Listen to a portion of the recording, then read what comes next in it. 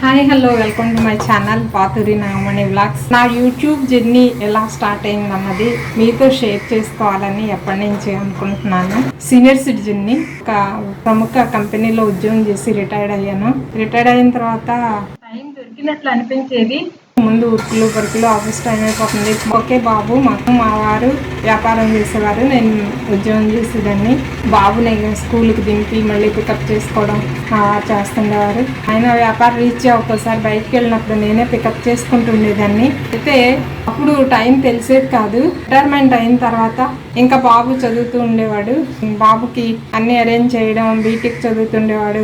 ఈలోపు ఉద్యోగం వచ్చింది, జాబ్లో జాయిన్ చేయడం, అప్పుడప్పుడు వెళ్ళి చూసి రావడం అలా జరుగుతుండేది. ఇప్పుడు బాబు కొంతకాలం ఒక రూమ్ లో ఉండి వండుతున్నాడు. కొన్నాళ్ళు ఫ్రెండ్స్ తో కలిసి ఉన్నాడు. కొన్నాళ్ళు మళ్ళీ జాబ్ మారిన తర్వాత అక్కడ హాస్టల్ గానీ పీజీ గానీ ఏమి లేకపోవడం వండుతున్నాడు. అటువంటప్పుడు మమ్మీ ఇది ఎలా ఉండాలి, ఆ కూర ఎలా ఉండాలి, ఇది ఎలా ఉండాలి అని అడుగుతుండేవాడు. అప్పుడు కొన్ని కూరలు వండి, తనకి ఇష్టమైన కూరలు అలాంటివి వండి వీడియో చేసి పోస్ట్ చేసేదాన్ని.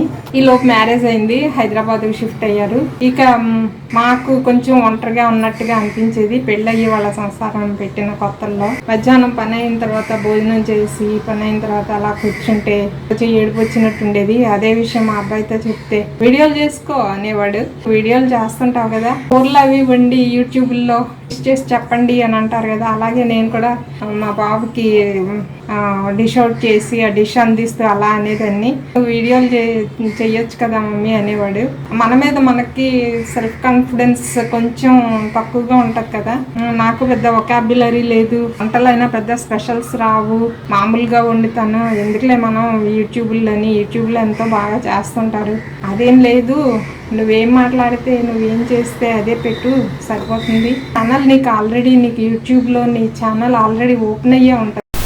ఆల్రెడీ ఓపెన్ అయ్యి ఉన్న నా ఛానల్లో మెయిల్ ఐడి ఇవ్వడం, అది ఎలా ఆపరేట్ చెయ్యాలి అన్నది అన్నీ చూపించాడు. చేసిన వీడియోస్ పోస్ట్ చేసుకోవడమే అన్ని ఎంకరేజ్ చేసేవాడు. కానీ నేను ఎప్పుడు అంత సాహసం చేయలేదు. ఒకసారి నా కొడుకు కోడల్ని చూడటానికి హైదరాబాద్ వెళ్ళినప్పుడు కోడలు అడిగింది, అత్తయ్య మీకు ఎండినత్తళ్ళు కూర వండటం వచ్చని అడిగింది. వచ్చినమ్మా అని చెప్పాను. అయితే అవి వెంటనే ఆన్లైన్లో తెప్పించింది. ఆ ప్రాసెస్ స్టార్ట్ చేద్దామని ఇంకా అన్ని రెడీ పెట్టుకుంటున్నాం. మా అబ్బాయి ఇంకా స్టార్ట్ చేసిన తర్వాత మా అబ్బాయి వీడియో తీసాడు, చెప్పమనేవాడు. ఆ ప్రాసెస్ నాకు కొంచెం ఇంత ధారాళంగా మాట్లాడలేకపోయేదాన్ని, కానీ ఏదో అప్పటికి తెలిసిన రీతిలో కొంచెం చెప్పాను.